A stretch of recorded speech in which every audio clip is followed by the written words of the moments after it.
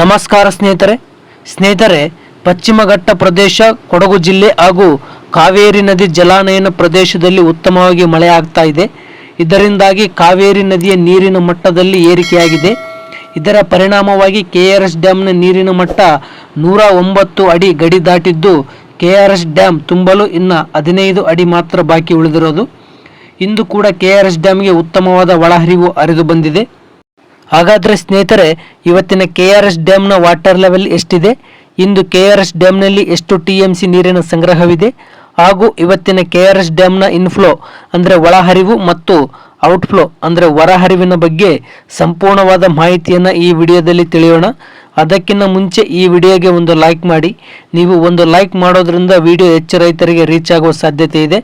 ಹಾಗೆ ಯಾರಿನ್ನೂ ನಮ್ಮ channel subscribe ಆಗಿಲ್ಲ, ದಯವಿಟ್ಟು ಸಬ್ಸ್ಕ್ರೈಬ್ ಆಗಿ. ಹಾಗೆ ಪಕ್ಕದಲ್ಲಿರುವ ಬೆಲ್ ಐಕನ್ ಪ್ರೆಸ್ ಮಾಡಿ ಈ ವಿಡಿಯೋವನ್ನು ಶೇರ್ ಮಾಡಿ. ಸ್ನೇಹಿತರೆ, ಇಂದು 11 ಆಗಸ್ಟ್ 2026 ಇಂದು ಮಂಗಳವಾರ. ಇವತ್ತಿನ ಕೆಆರ್ಎಸ್ ಡ್ಯಾಮ್ನ ವಾಟರ್ ಲೆವೆಲ್ ಎಷ್ಟಿದೆ ಅಂತ ನೋಡಬಹುದಾದರೆ 109 ಅಡಿ 18 ಇಂಚು ವಾಟರ್ ಲೆವೆಲ್ ಇದೆ.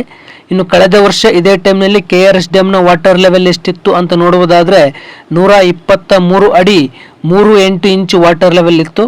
ಇನ್ನು ಕೆಆರ್ಎಸ್ ಡ್ಯಾಮ್ನ ಗರಿಷ್ಠ ನೀರಿನ ಮಟ್ಟ ಇರೋದು 124 ಅಡಿ 80 ಇಂಚು. ಸೊ ಇನ್ನು ಇವತ್ತಿನ ಕೆಆರ್ಎಸ್ ಡ್ಯಾಮ್ನಲ್ಲಿ ಎಷ್ಟು ಟಿಎಂಸಿ ನೀರಿನ ಸಂಗ್ರಹವಿದೆ ಅಂತ ನೋಡುವುದಾದರೆ ಇಂದು 30.905 ಟಿಎಂಸಿ ನೀರಿನ ಸಂಗ್ರಹವಿದೆ. ಇನ್ನು ಕಳೆದ ವರ್ಷ ಇದೇ ಟೈಮ್ನಲ್ಲಿ ಕೆಆರ್ಎಸ್ ಡ್ಯಾಮ್ನಲ್ಲಿ 47.401 ಟಿಎಂಸಿ ನೀರಿನ ಸಂಗ್ರಹವಿತ್ತು.